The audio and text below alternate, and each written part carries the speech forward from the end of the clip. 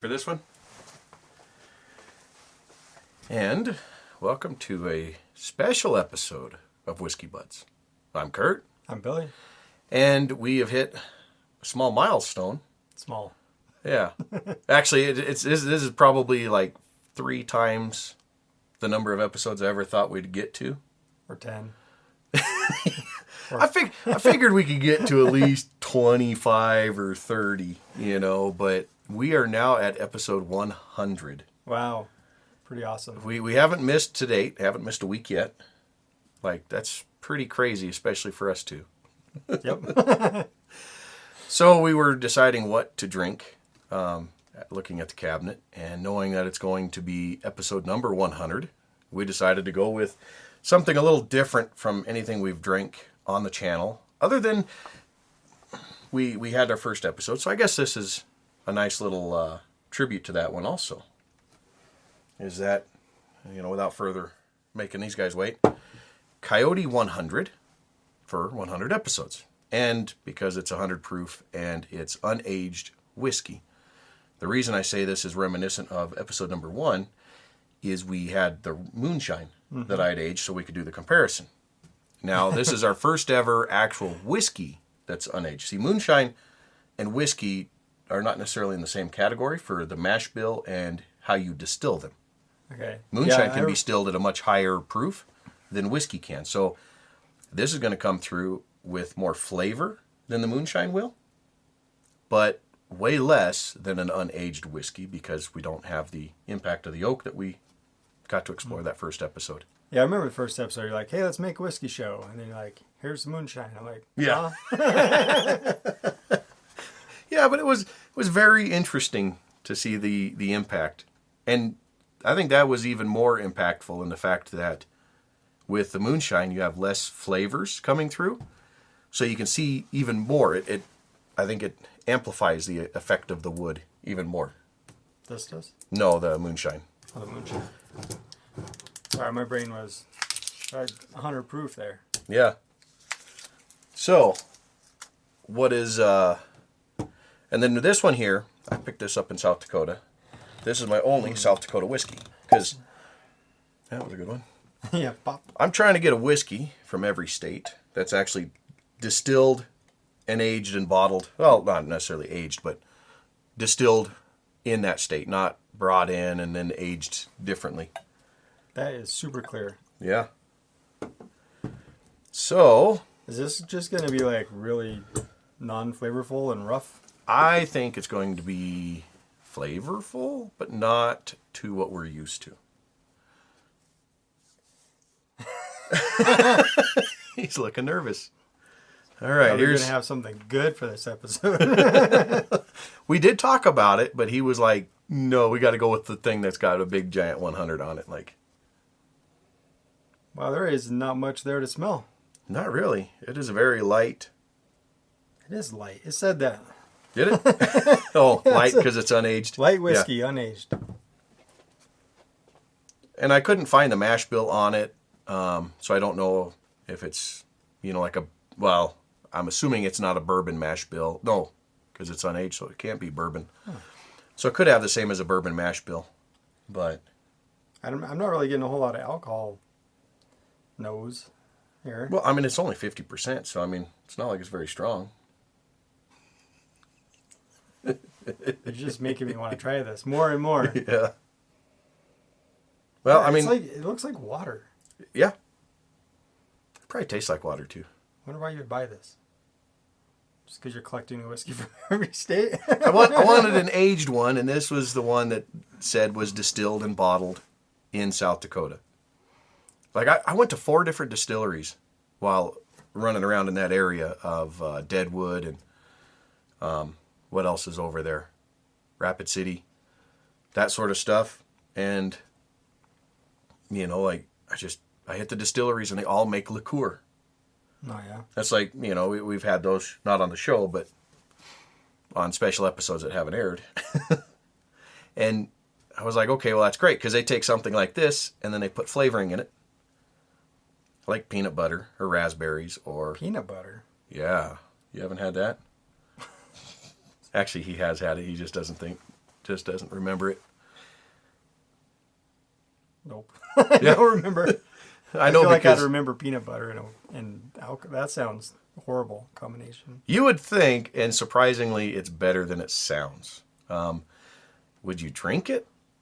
I guess in certain instances. So are we just procrastinating here? I'm waiting for you to drink it so I can tell whether it's good or not. All right, fine. Here we go.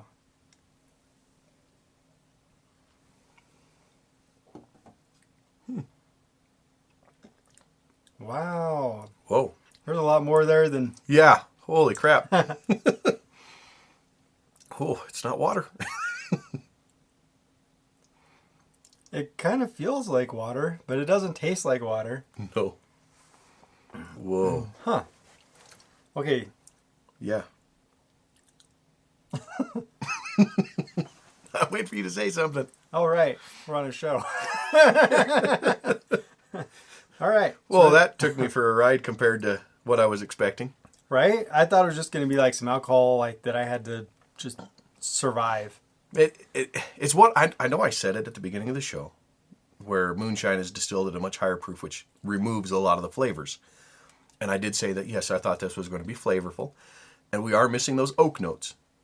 But there's still a lot of flavor there. Okay, I got to... Like a huge amount. Let's take another drink here.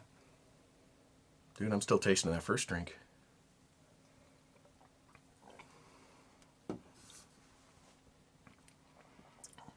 Okay, the alcohol is definitely there.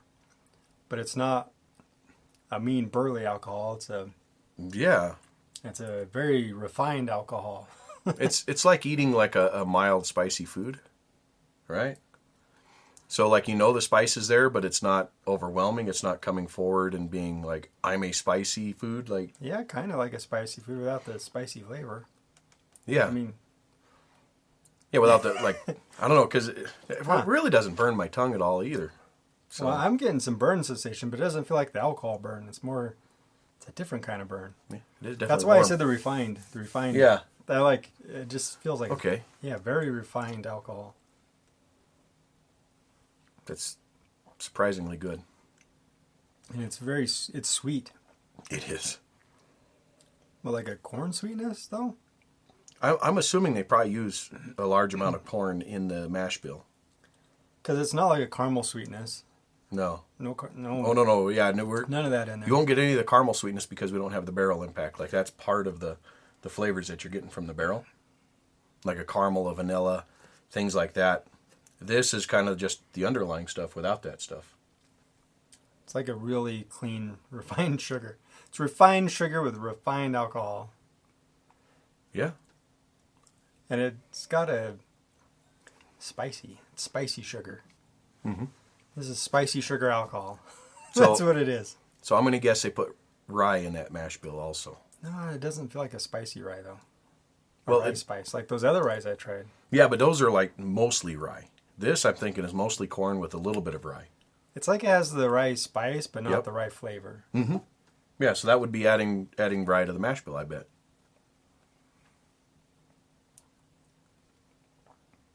Yeah. So it's not a fruity, No. but maybe.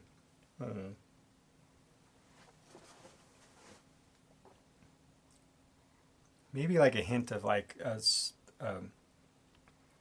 subtle fruit, like pear or something. Okay. Or Yeah, like fruit a white grape or something. that's not overly flavorful. Right. All right. Oh, that's surprising. Yeah. And it's. Whew, Yeah, I mean, you can still taste it. I think I'm flammable. Long now. finish. Well, I got to say, I wasn't sure what to expect from it, but I did not expect that. no. I'm thinking like, I don't know, rubbing alcohol or something. Like, just, I was kind of worried about that. It's actually pretty good. Like, when you were talking about this, I'm like, why would anybody buy this? It's Yeah. like, there's got to be like no Yeah, flavor, no character. They haven't finished it yet. Right? they gotta put the flavor in the bottle now. They gotta give it the color and things like that. But, and even though I knew that it would have the flavor, it still shocked me.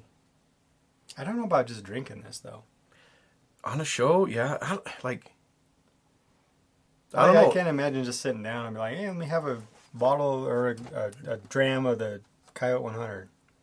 I don't know, maybe. It's kind of good. Yeah, actually, like... It's not what you think of, though. Like, when I think of sitting down and having something nice to drink, I think of, like, one of the peated ones or... Yeah, one of the scotches. Or something with a lot of bold flavor and... Yeah, because you're just going to sip on it. This is pretty bold flavor, too, though. Like It is.